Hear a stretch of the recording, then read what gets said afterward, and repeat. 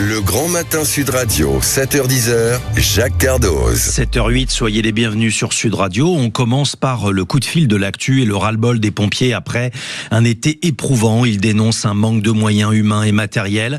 Toutes les organisations syndicales seront présentes au ministère de l'Intérieur aujourd'hui. C'est leur ministère de tutelle pour essayer de se faire entendre. On est avec Guillaume Millet. Il est sapeur-pompier en Gironde. Il est aussi secrétaire général CFDT du SDIS 33. Bonjour Guillaume Millet. Bonjour, monsieur Cardoz. Vous avez constaté cette dégradation de vos conditions de travail cet été ? Oh, il n'y a pas que cet été. On dénonce effectivement une dégradation de nos conditions de travail depuis des années maintenant. C'est un fait. Nous les dénonçons aujourd'hui par rapport aux incendies de cet été qui nous ont permis d'avoir une fenêtre médiatique et de pouvoir alerter sur nos conditions de travail. Ça fait des années qu'on dit qu'on fonce dans le mur, qu'on va droit dans le mur, que la sécurité civile, le modèle français de sécurité civile est à bout de souffle.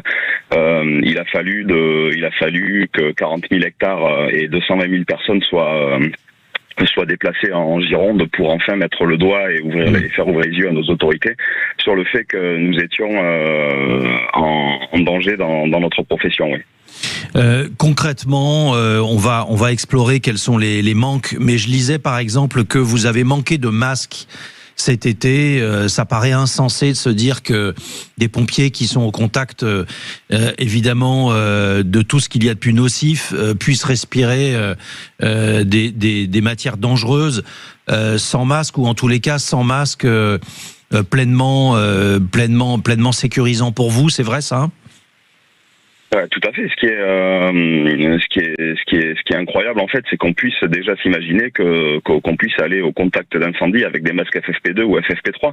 En fait, un masque FFP2 ou FFP3, ce n'est que du papier. Donc, je vous laisse imaginer ce que ça fait quand vous vous approchez trop près des flammes. Donc, déjà, c'est pas du matériel adapté. Sur le marché, actuellement, il existe une cagoule qui a été mise sur le marché, donc qui protège au moins contre les microparticules, les particules fines liées aux incendies de forêt, que les services départementaux d'incendie et de secours ont le choix d'acheter, mais au vu du prix, ils ont des choix à faire. Donc le choix, il est certainement pas prioritaire sur cette protection qu'est la cagoule, cette nouvelle cagoule qui filtre 90% grosso modo des particules fines contre 0% sur l'actuel en fait. Donc on s'équipe de masques FFP2, FFP3, mais c'est pour avoir une protection optimale au niveau de la respiration, il faudrait changer ce masque toutes les 4 heures à peu près. Et là, le bas blesse, effectivement, les agents ne sont pas équipés en nombre suffisamment pour pouvoir avoir cette rotation qui leur permettrait de se préserver un petit peu. D'autant que, il faut le préciser, les SDIS, donc les centres départementaux dépendent financièrement des collectivités territoriales et non pas de l'État. C'est aussi pour ça peut-être que vous montez à Paris pour essayer de vous faire entendre. Alors, l'autre point crucial parmi vos revendications, c'est le recrutement de professionnels. Sans qu'il y ait un match entre les professionnels et les volontaires, ça n'est pas le sujet, je crois. En revanche, ce que vous dites, c'est que il n'y a pas une bonne répartition des rôles aujourd'hui. Qu'est-ce qui se passe exactement ? C'est-à-dire qu'on va chercher trop souvent des volontaires, c'est ça ? En fait, ce qui se passe aujourd'hui, il est évident qu'on n'est pas là pour tenir un espèce de clivage ou une fausse réalité. On a besoin des sapeurs-pompiers volontaires dans notre modèle de sécurité civile. Aujourd'hui, le fait est là, ils sont 200 000 environ et les sapeurs-pompiers sont 44 000.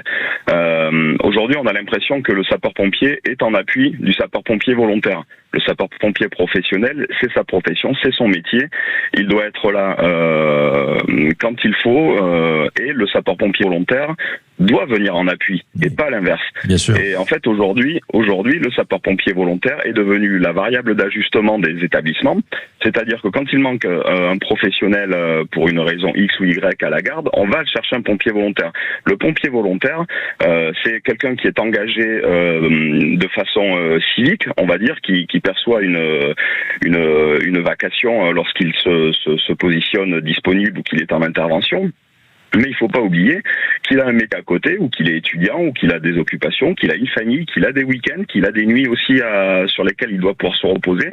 Et aujourd'hui, en fait, on utilise et on surutilise tellement le sapeur-pompier volontaire que on dégoûte en fait les gens. Donc il y a des crises de vocation. Et quand j'entends qu'il faut chercher 50 000 sapeurs-pompiers volontaires de plus, oui, c'est très bien. Mais en fait, 50 000 pompiers volontaires de plus, il faut les former, ça demande du temps. Et les gens, du temps, ils ont besoin aussi de temps pour eux. Donc c'est pour ça que nous, de notre côté, syndicat de sapeurs-pompiers professionnels, on revendique et on demande l'embauche d'emplois statutaires de sapeurs-pompiers professionnels. Combien Guillaume Millet ? C'est une fourchette assez variable selon les départements, mais grosso modo, il faudrait vraiment, dans le meilleur des mondes, quasiment 20 000 pompiers professionnels supplémentaires. Quasiment. Oui. Dans le meilleur des mondes. Mais bon, on sait très bien que le meilleur des mondes, dans les films, peut-être, il existe. Mais c'est le début des négociations. Il faut commencer par les 20 000 et puis on verra bien ce que vous pourrez obtenir. Vous avez raison, sauf que là où le bas blesse, c'est que c'est pas le début des négociations. Ça fait déjà 10 ans qu'on tire la sonnette d'alarme. Ouais. Ça fait une dizaine d'années qu'on tire la sonnette d'alarme, et des ministres de l'Intérieur, on en a vu passer, des directeurs généraux de la sécurité civile, on en a vu passer, et on tire la sonnette d'alarme, et malheureusement, il faut attendre qu'il y ait une fenêtre médiatique qui s'ouvre sur nous à cause de grands incendies qui sont passés en Gironde, dans le Var ou ailleurs en France, pour pouvoir se faire entendre et attirer l'opinion publique sur le fait qu'il manque de sapeurs-pompiers professionnels en France aujourd'hui. Guillaume Millet, sapeur-pompier en Gironde, secrétaire général CFDT SDIS Gironde. Dernière question, vous craignez qu'à la rentrée on passe à autre chose l'été prochain, pourtant se prépare maintenant, il faut qu'on vous réponde maintenant. Tout à fait. Tout à fait. Alors, je vais être clair et franc avec vous. Je pense qu'on n'attendra même pas la rentrée pour passer à autre chose. Oui. Si ça se passe mal, vous rejoindrez le mouvement qui est prévu en septembre de la fonction publique, c'est ça ? De toute façon, le 29 septembre, c'est un mouvement interprofessionnel des fonctions publiques, effectivement, et il ne faut pas oublier que les sapeurs-pompiers de France sont des fonctionnaires territoriaux. Oui. Donc, il va de soi que certains d'entre nous seront dans le cortège du 29 septembre, oui. Le message est passé. Merci infiniment, Guillaume Millet, d'avoir témoigné ce matin. Vous êtes secrétaire général CFDT. Le rendez-vous est pris. Le rendez-vous au ministère de l'Intérieur, c'est aujourd'hui et le 29 septembre. Eh bien, c'est dans un peu plus d'un mois et on suivra tout cela avec beaucoup d'attention. Si vous aussi, vous témoignez